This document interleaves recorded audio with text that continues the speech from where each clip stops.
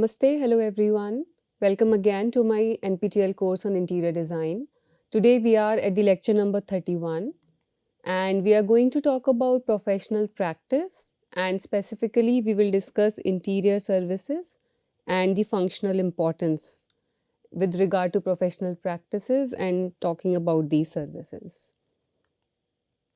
So the broad content is professional practice in interior design, which is very crucial, interior services and their functional importance. And I would also like to discuss one case study, which is the Book Promotion Center, Dehradun.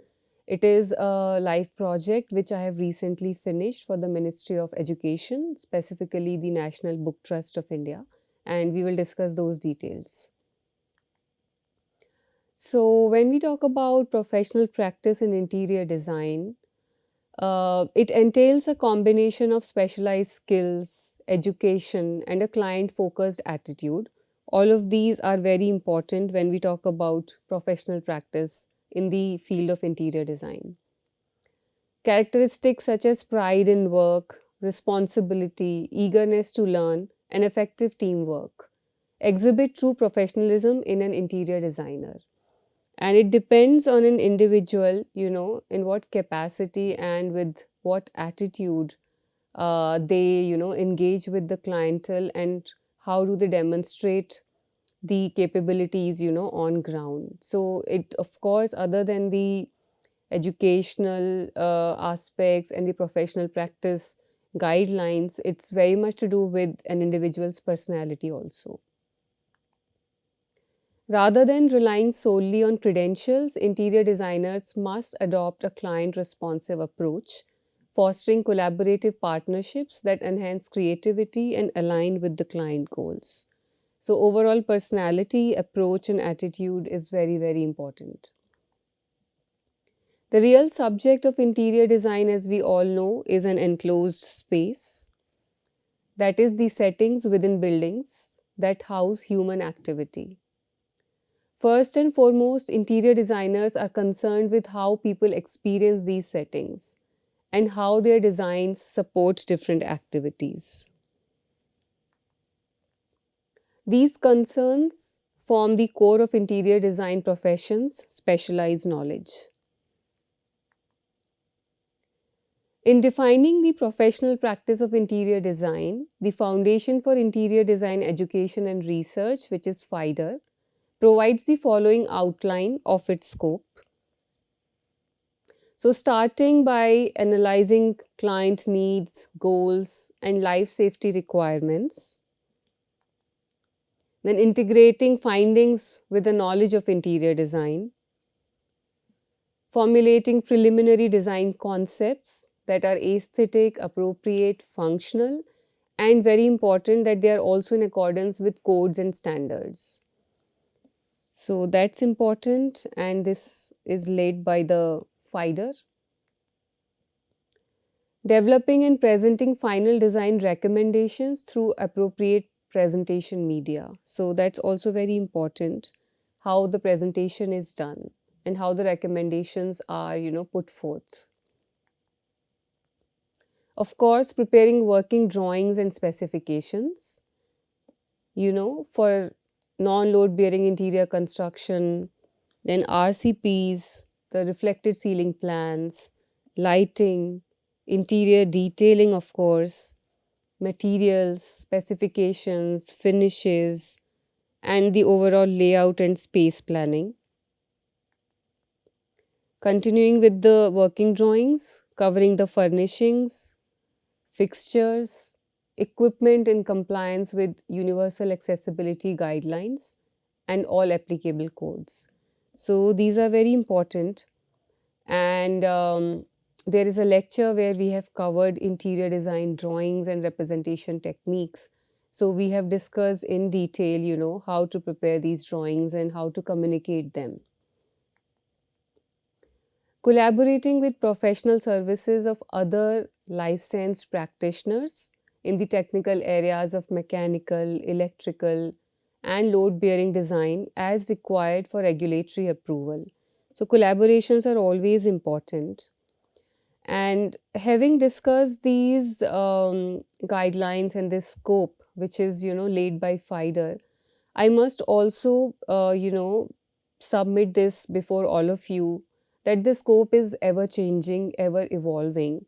So, as interior designers, we do also cover the load bearing aspects of design, and it's not just decor and non load bearing aspects.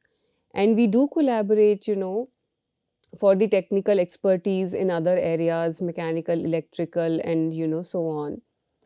But our basic education, for interior design and along with practice and experience, a lot of things get covered, and it's not just the bare minimum non load bearing aspects and simple designs that are expected from interior designers.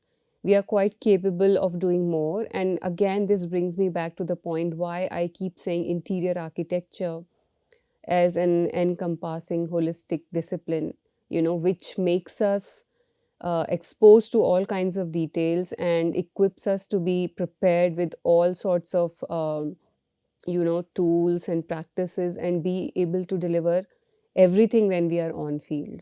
So that's very important that the scope is ever evolving, ever expanding, ever changing. Particularly so because we have so much technology support and so many, tools at hand, which were not earlier so, but we are now having them at our disposal. And then the scope further continues, preparing and administering bids and contract documents as the client's agent, then reviewing and evaluating design solutions during implementation and upon completion. So these are all important points which are mentioned as scope under FIDER guidelines. Now, talking about interior services and their functional importance, we can try to understand first that the interior design services include in person design, purchasing, project management, and installation amongst a multitude of associated tasks. So it's a plethora of tasks, it's a lot of activities, and it's a lot of expertise which is required. And we need interior design services to accomplish all these tasks and beyond what is mentioned here. The interior designer handles the entire project from initial concept to finishing touches, whether it's a new construction, renovation, or remodeling. So, this is also very important. It's not always a new construction.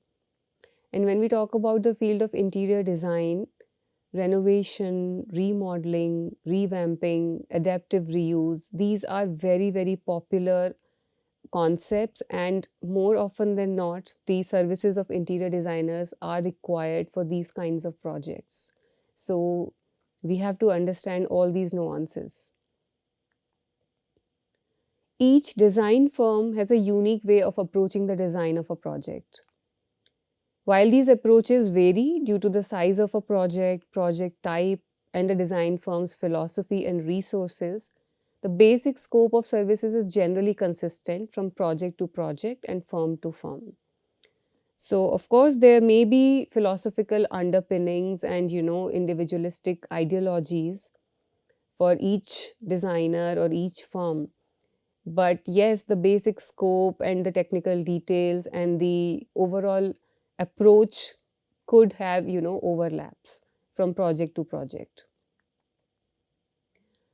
So I can give like one example. The Chicago-based design firm Eva Maddox and Associates designs a broad range of project types: residential, healthcare, education, commercial, and corporate projects. So they have a very diverse range of projects, and they cater to each one of these, and they have a very, very interesting approach to work on these projects. So every firm, every designer would approach a project, in a philosophically diverse way, but they would have some of the scopes, which is very, very basic and which is consistent throughout these different projects. The firm has combined the best practice knowledge they derive from their diverse practice to construct the following scope of service chart.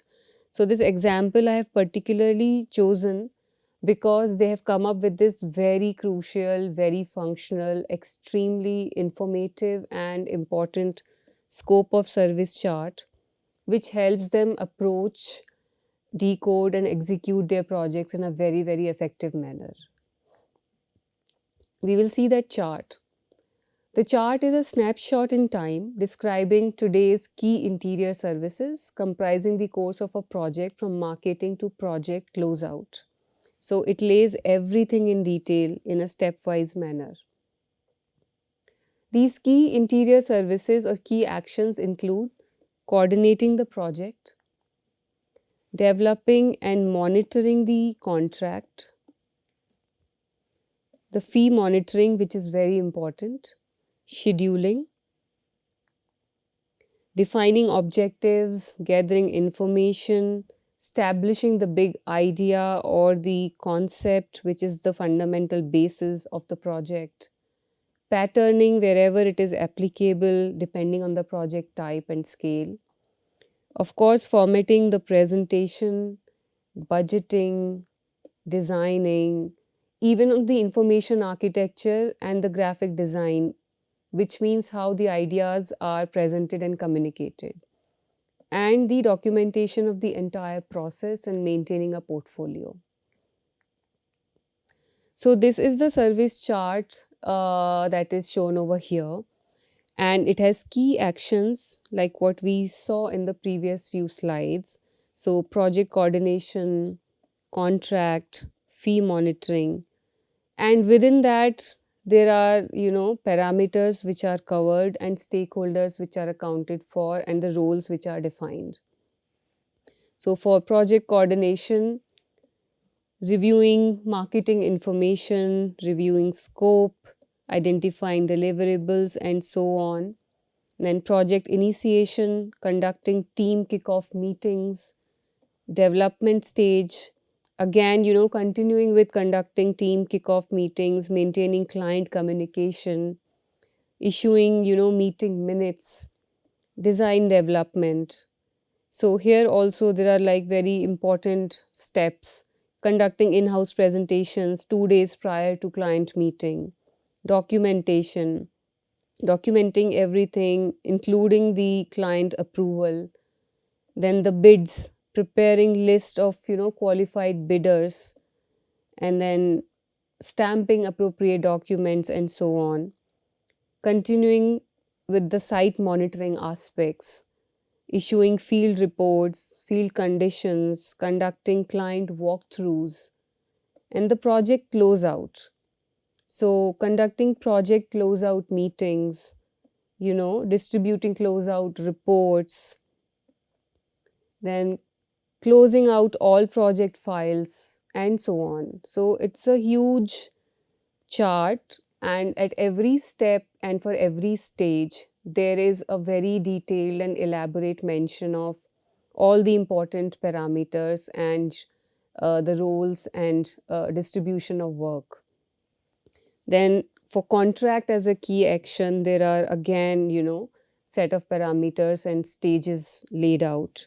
For fee monitoring, so confirming fee to work scope, reviewing fee and project work against budget, monitor profitability when we talk about development for the key action fee monitoring. So it's like a matrix, and you have parameters on x-axis and y-axis, and then this entire inventory helps one understand also the relationship design between different stakeholders and different key actions.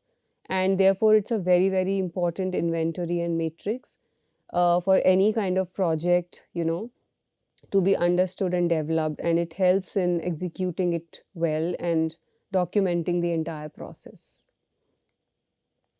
For more key actions over here, so there is scheduling, and scheduling actually at two levels. So one is about the project schedule and one is about the team and consultants, and all the details over here. So important aspects like reviewing project schedule, assigning team, defining, establishing project objectives for the key action objectives, and so on. Here we have project closeout.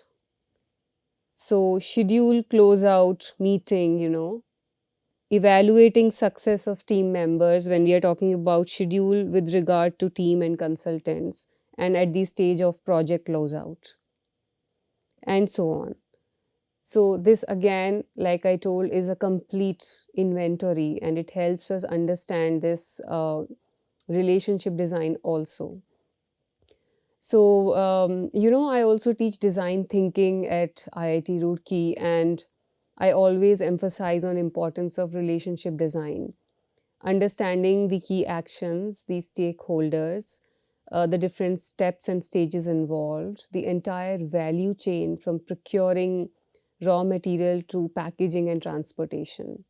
So if we understand, these aspects and we create charts like these for us, it will make working on a project very, very easy. It will also showcase that one takes responsibilities and one is serious about their work, and it helps in very, very effective execution of work. So these always help. So this is a very elaborate chart by this design firm, and it continues with key actions like information gathering, big idea slash the central concept behind the project, patterning, and the presentation formats. So these are very, very important aspects. It continues with the key action design, which is very paramount for any project, graphics for communication, and then, of course, the documentation of the entire process and outcome and everything. So, in conclusion, the scope of services chart is an invaluable tool that reaffirms the functional importance of interior design services. By systematically outlining the specific phase services provided by interior designers, the chart helps prevent project hiccups, delays, and malfunctions, thereby significantly enhancing the likelihood of on time completion of civil work. So that's important. And I'm also highlighting the source that I have mentioned here. It's a very, very valuable resource for all of us. Interior Design Handbook of Professional Practice. And if you write to me, over email or in the discussion forum, I'd be happy to share the ebook with all of you.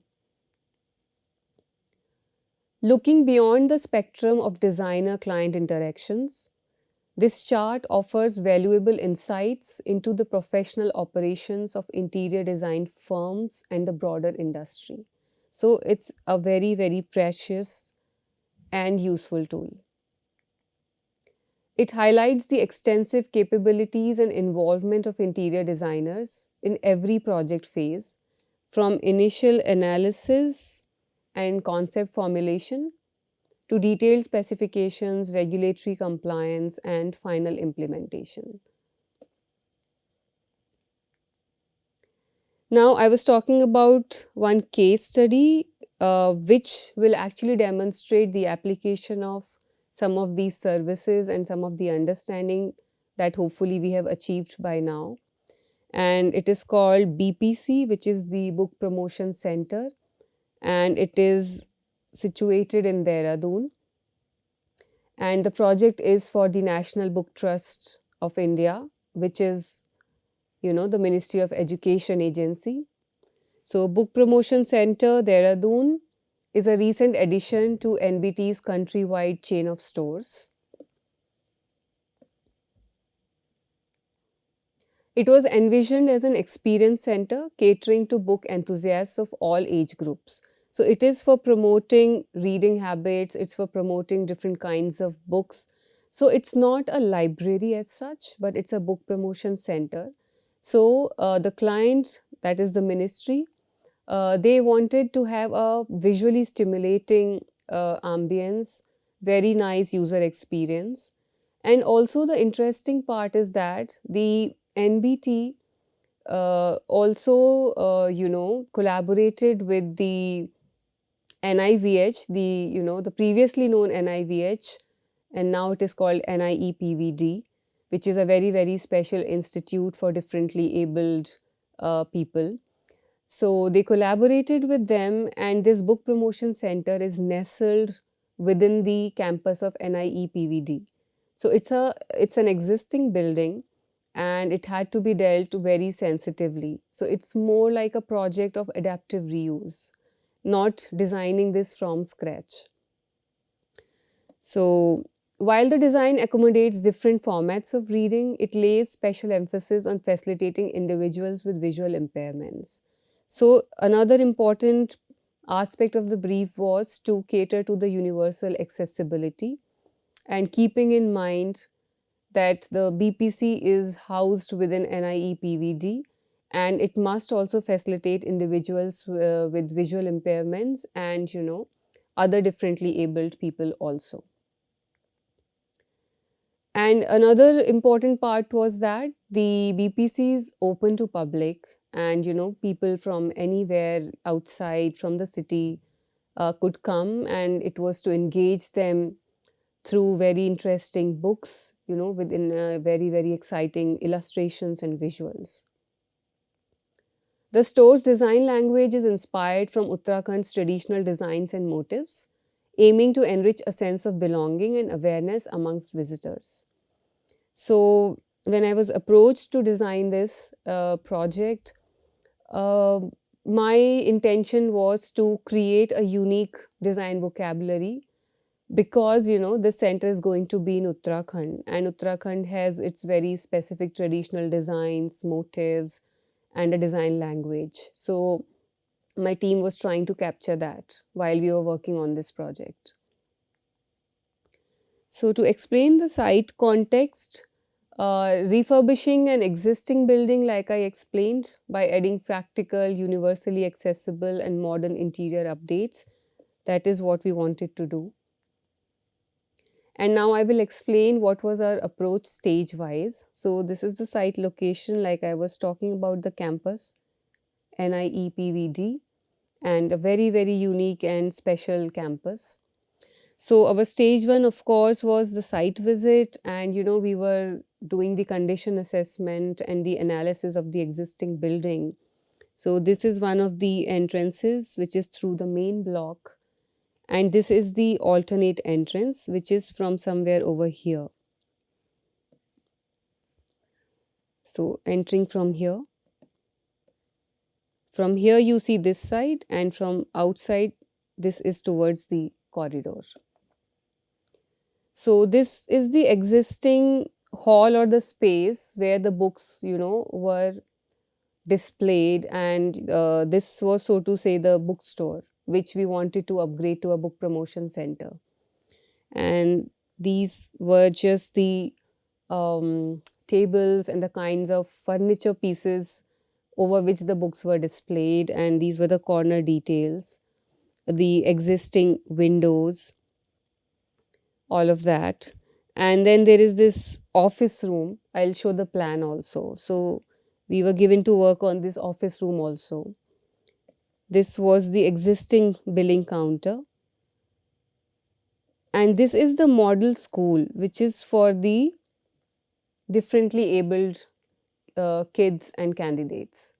So, of course, there's a proximity to this school, and they demonstrate profoundly the principles of universal accessibility, and how it is demonstrated through their designs.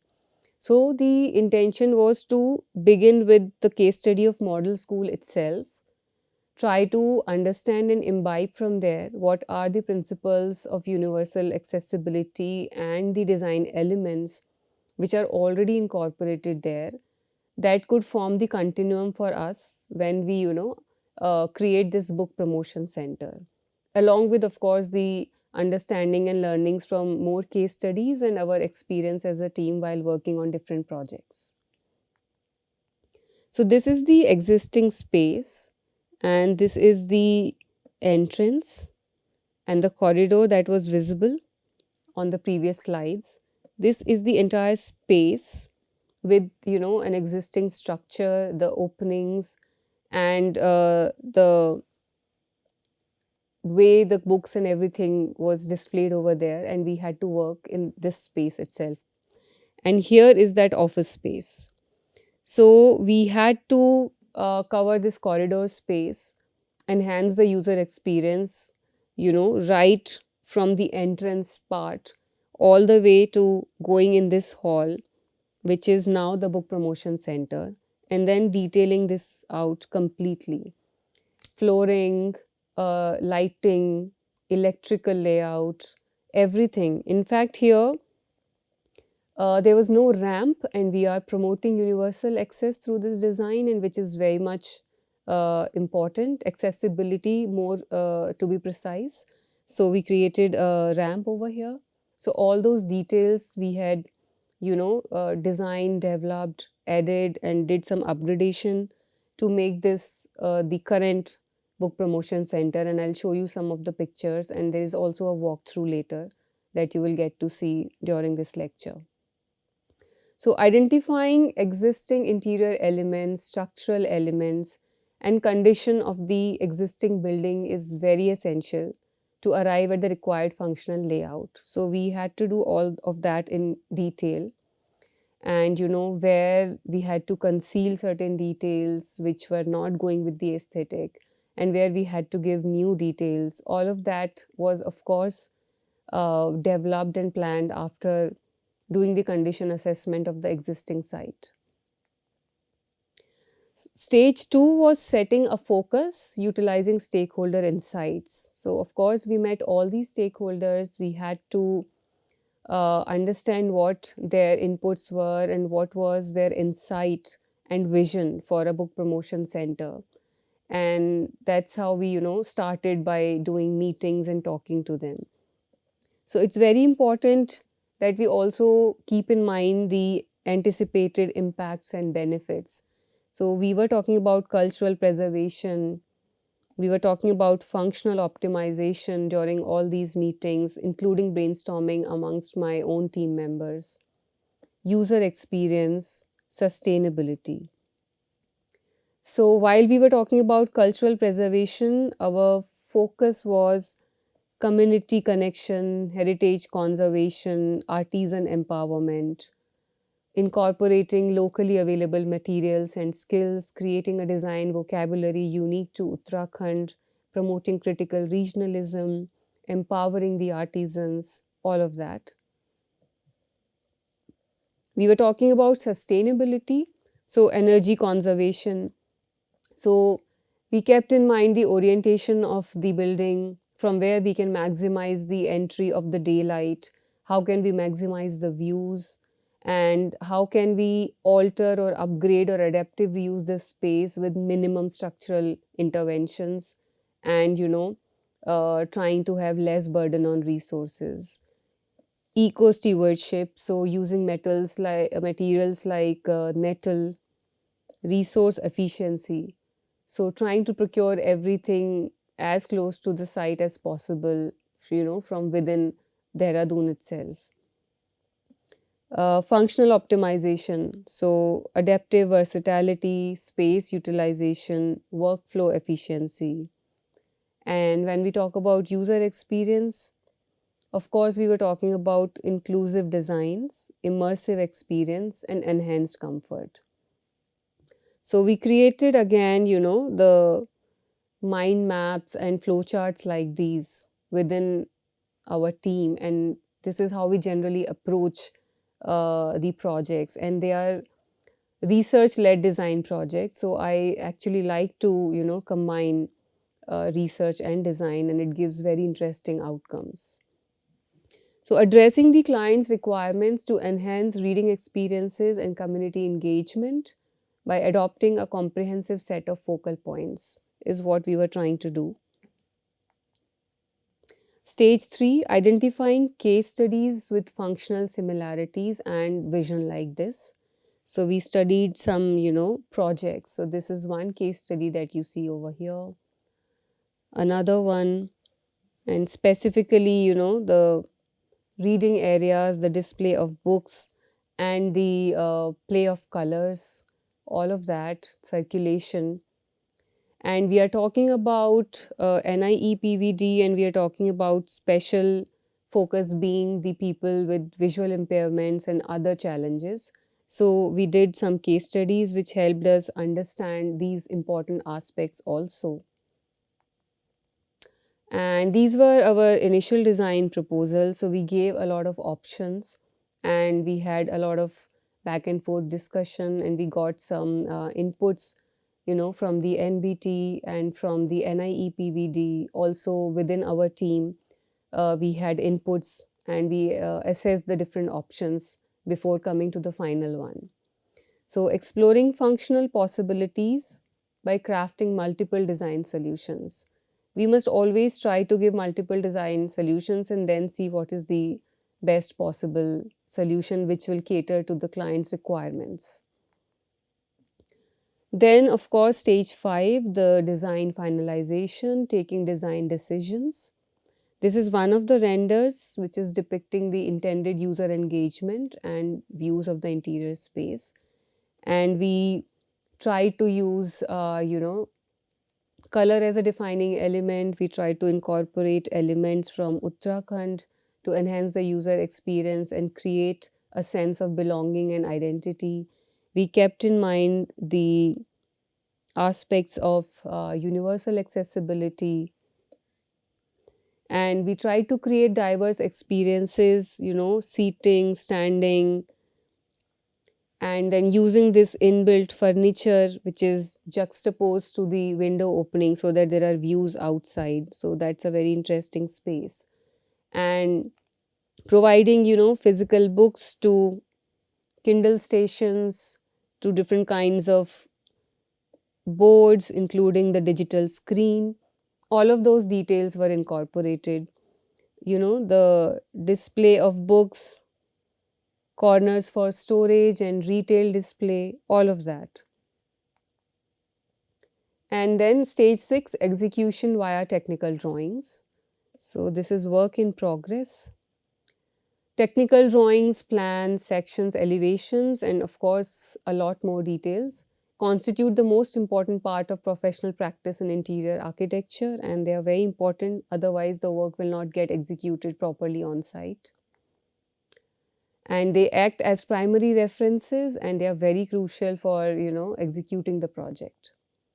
This is the final layout, and it has all the details that I was talking about, from bag storage to retail display, books for different categories, a multi-purpose platform which is also designed with a unique joinery, because if we need space over here, we can unfold and move it outside and then bring it back, with digital screens and these whiteboards. Then the book display, Kindle stations, seating juxtaposed to the window openings, providing light and interesting views to the landscape outside. More display of books, digital assistive desk, billing counter details, new arrivals right at the entrance. We get a peek on the new arrivals. And then, this configuration of reading nooks and display shelves, which are designed in a very engaging and visually stimulating manner, while keeping in mind that there is enough circulation space. And of course, there are details on the floor which provide the guiding tactile tiles for the visually challenged people. And there is also the provision of enough size of the door and opening that the wheelchair could be turned. So we have kept in mind all these important aspects, and more so because it's nestled in the campus of NIEPVD, but in general also. These are very sensitive aspects, and we as designers must hold responsibilities to keep in mind these important aspects and facilitate them through our designs. So there is a dynamic placement of retail display, audiovisual spaces, pin boards, and reading nooks, and they ensure engagement of all users alike. That's what we have tried to create, and then this book promotion center is now already open to public. Some of the sectional elevations, they are very, very important to help us understand the space configuration and detailing. So here, when we walk through this corridor, there are metal plates which have braille information and which describe the artworks that are put over here. And these project Uttarakhand in particular, the Himalayan state of Uttarakhand, and important details, what kind of handrails and how do they facilitate universal accessibility. And the entrance door has likhai kam, which is also very particular to Uttarakhand. It's basically wood carving. So we have given those kinds of details. And we have created these interesting spaces, for one to sit and read over here. So they have come out very beautifully.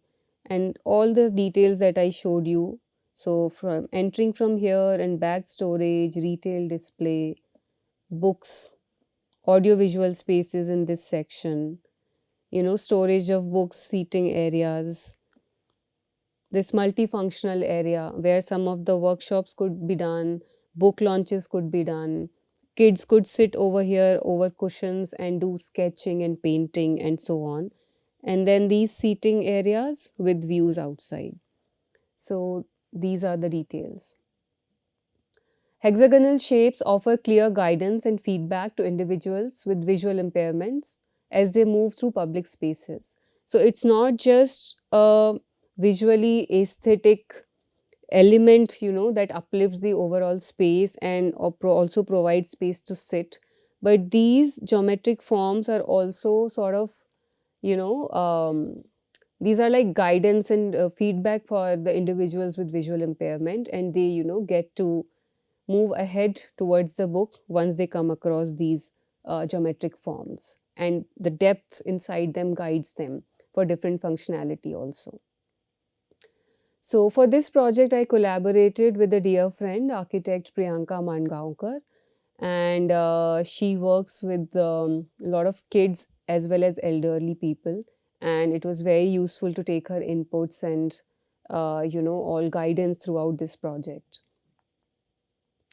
For interior services, because we are talking about them in particular, of course, we gave in detail, the flooring tile layout plan, and it explains the placement and the type of tiles, where there are tactile tiles, where there are stone tiles, different kind of textures, different kinds of colors.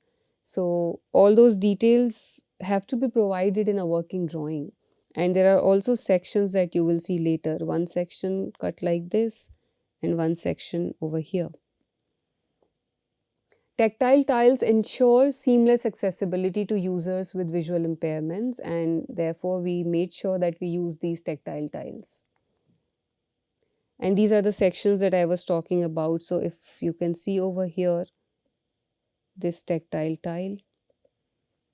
So these tiles are, used specifically for helping the people with visual impairment. Surface of tactile tiles should match stone tiles adjacent to it. So it has to be a very precise drawing so that there is no mismatch. Precise detailing is essential for error-free execution on site. And this is the another section. And then the electrical services, again, very important. So what we see over here, the fall ceiling layout plan, which details the placement of all fans and lights integrated in the ceiling. So where should be the fan boxes and all those details, they are important. And continuing with the electrical services, this looping layout plan, that is very, very important. We see these different loops over here. The looping layout plan specifies which appliances to be connected to which switchboard and so on. And here we see, a section depicting the positions of LED strip lights. So these are all very, very important details. Indexing LD02, LD01, and so on. So we provided all these drawings and all the details. And now some of the project outcomes, and I am trying to highlight them through a before and after summary and the functional upgradation that we could achieve. So facade and the signage, that is how it looked like, and there was no ramp. This was made later because of the designs that we provided. And this is the signage and the entrance, how it looks now, with elements from, typical motifs and designs from Uttarakhand, including likhai, which is the wood carving. And here it was like this, and now the ramp that I talked about with tactile tiles leading to this corridor and this entrance, which is quite welcoming, and along with the signage above. This is the existing, it was the corridor, which existed when we were given the project, and now it looks like this with the handrails, and the artworks are being put up. Still, they are not yet here in these photographs.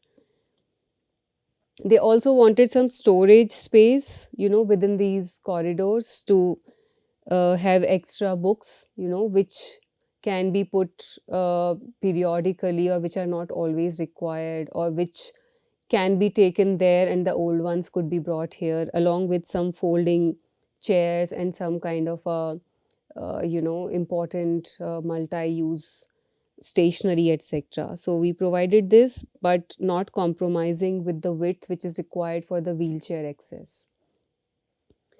This is the display of the books and the reading spaces, how they looked earlier, and this is how they look now. This is my student Aditya. He has done a lot of work with me on this project, and this is the space that we created, and then the views outside.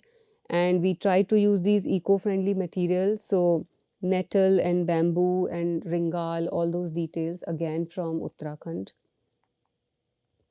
There is a walkthrough that will give you the understanding of the entire space upgradation and adaptive reuse program that we created for this book promotion center.